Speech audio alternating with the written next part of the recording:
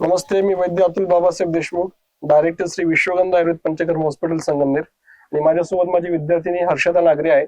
तर आज आपण जागतिक योगा दिनानिमित्त काही सोपी योगासनं जे की आपण घरीही करू शकतो आणि त्याची आपल्या आरोग्यासाठी नक्की चांगल्या पद्धतीने फायदा होतो अशी योगासनं आपण आज बघणार आहोत।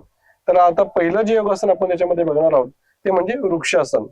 वृक्षासन जे आहे, वृक्षासनासाठी आता एक साधा नियम मी सर्वांना सांगतो की कुठलं योगासन आपल्याला जर करायचं असेल आपण रिकाम्या पोटी असणं फार महत्वाचं आहे।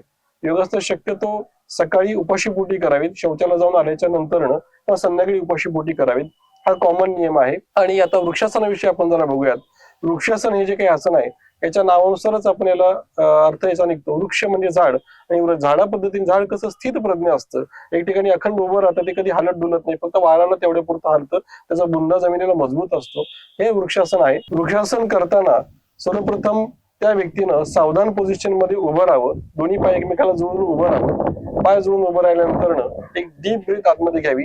डीप ब्रीथ घेत असताना आपला उजवा पाय जो आहे, उजवा पायाचा तळवा हा डाव्या पायाच्या मांडीला आतून लावावा। त्यानंतरनं जेव्हा आपण लावून होतो व्यवस्थित, त्याच वेळेस हात दोन्ही पण वरती करून आपला साष्टांग दंडवत आपण जो घालतो आडवा पडून त्याच पोझिशन मध्ये, परंतु उभं राहून हा साष्टांग दंडवत घालण्याची पवित्र घ्यावा।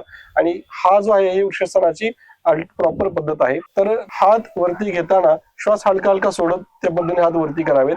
आणि या आसनाचा मुख्य फायदा असा होतो की जे आपले मांडीचे जे काही स्नायू असतात, पायाचे स्नायू असतात, त्यांच्यामध्ये टणकपणा त्यातनं वाढणं, पायाच्या स्नायूंचं आरोग्य वाढणं, ताकद वाढणं, यासाठी वृक्षासनाचा खूप चांगल्या पद्धतीने फायदा आपल्याला होत असतो। हीच क्रिया परत दुसऱ्या पायाला म्हणजे उजवा पाय खाली टेकून डावा पाय उजव्या पायाच्या मांडीला आतून लावत करणं, असं दोन्ही पायाला आपल्याला करता येते। हा वृक्षासन आहे।